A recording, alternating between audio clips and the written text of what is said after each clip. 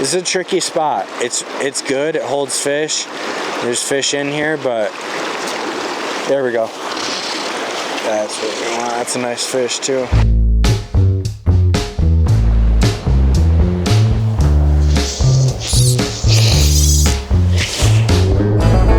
Morning guys, this is Sean, Golden Fly Shop, one of their guides. It's early December. Mike and I are gonna walk into Cheesman Canyon.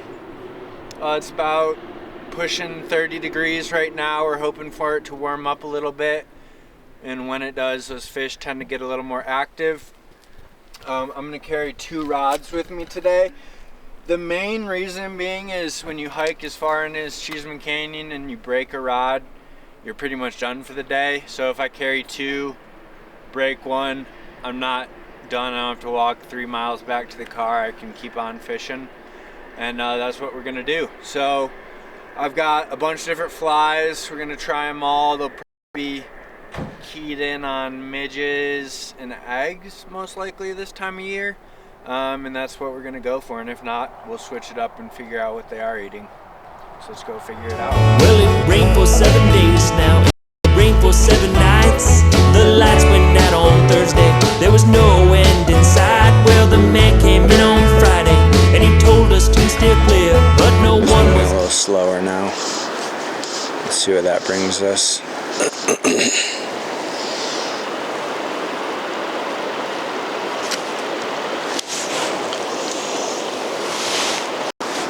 And then to the left. There we go. There we go.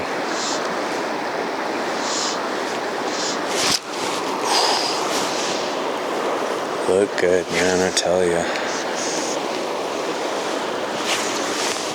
And we want to keep fishing through this hatch. As long as there's midges coming off, that's food.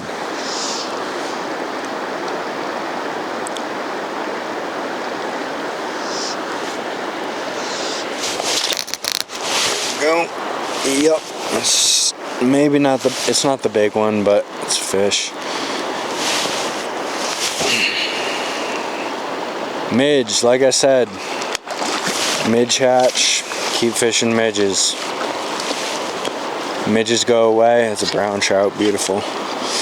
Rod tip up, scoot right in our net. Now, again, you might be able to see me take a swim, hopefully not. Hop off the water, keep that fish wet.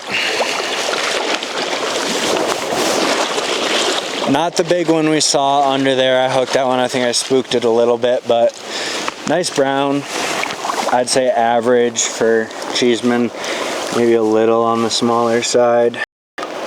And I'll tell you what it ate in about 10 seconds. I don't know how it wrapped it up that well, but same thing. So at some point I lost my last fly, which is kind of funny, but there's that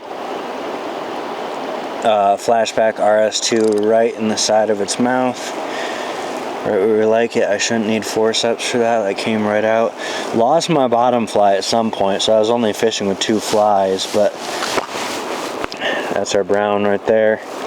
Super clean. Don't want to keep him out of the water for too long. And he is good to go.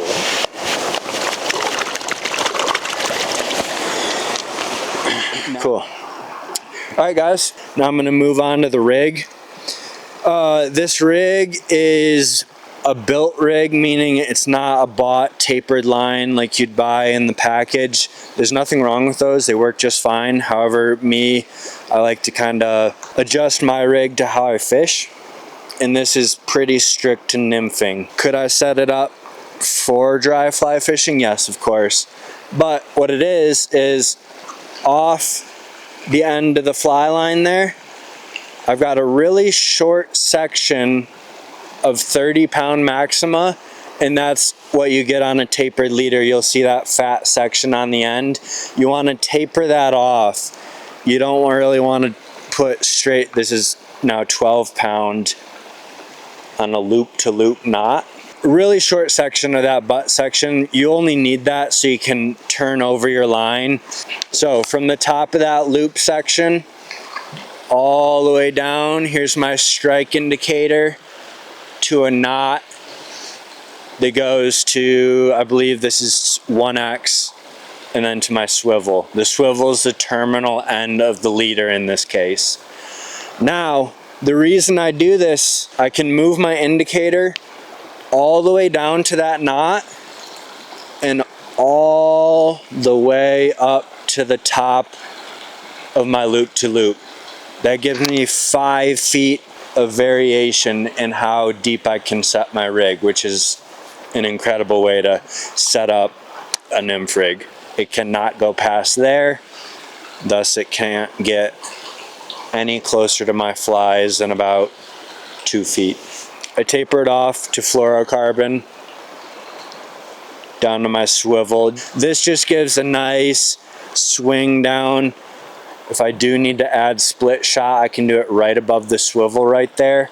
Now, the reason for the swivel, they will not tie well together. If I could tie 30-pound straight to 5X and just have that right in between it, excellent setup. Like I said, if I need it to get down, you add your split shot right there. It allows it so it will not slide down to your first fly. My first fly being a jigged bead-headed leech. That's a tungsten bead, so essentially a split shot. This is what you'd call your attractor fly. Now, down to my second fly, another bead-headed little flashy rainbow warrior.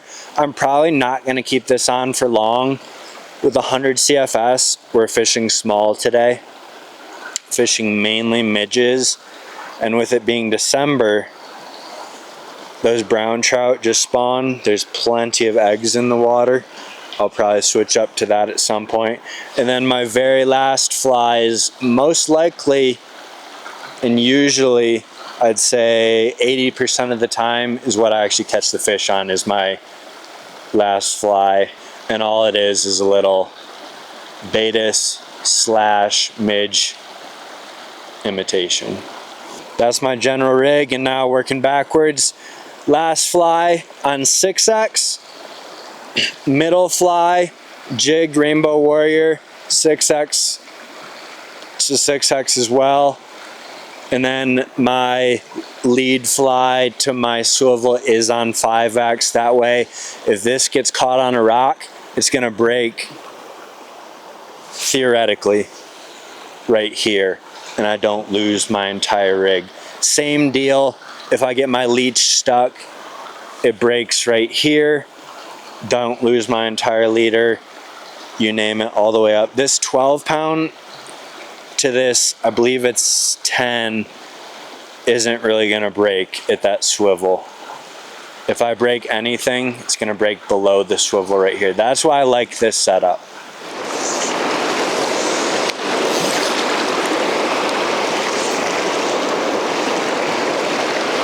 I like that they're coming out. I told Mike we might have a 1:30 p.m. bite. And it's still looking like that'd be the case, and that'd make me look really cool, like I know what I'm talking about. So hope for the best.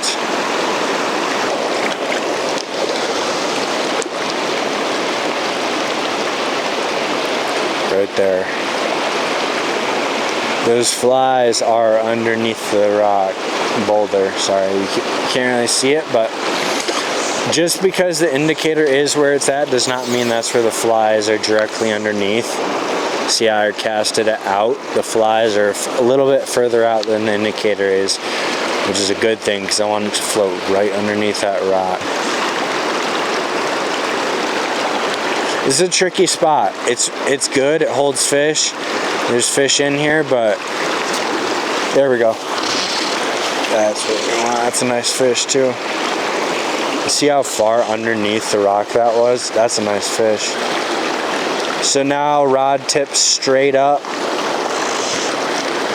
and just keep tension on that line. You want to make sure the rod's bent.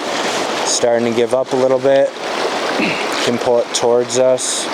Upstream, upstream will tire the fish out quicker, and watch, it'll come right into my net. Booyah. His teeth. There's the hook. Take that out. So he's unhooked now. Pretty simple and standard. Your flashback RS2 long tail. They can't get enough of these in here. Right there, you got yourself a healthy rainbow trout. I love those colors on these things. Give him some white. He should be ready to go right back. Yep, there he goes, no problem. Nice, I don't know, 15, 16 incher. Pretty standard in here. And then here, of course, is my third fly. That dude did a number to my rig, but not a problem, as long as we caught one. Excellent.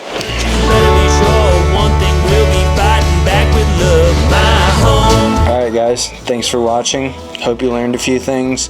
If you do have any other questions regarding the rigs or flies, feel free to slide by the shop at any time. Hope to see you guys out there.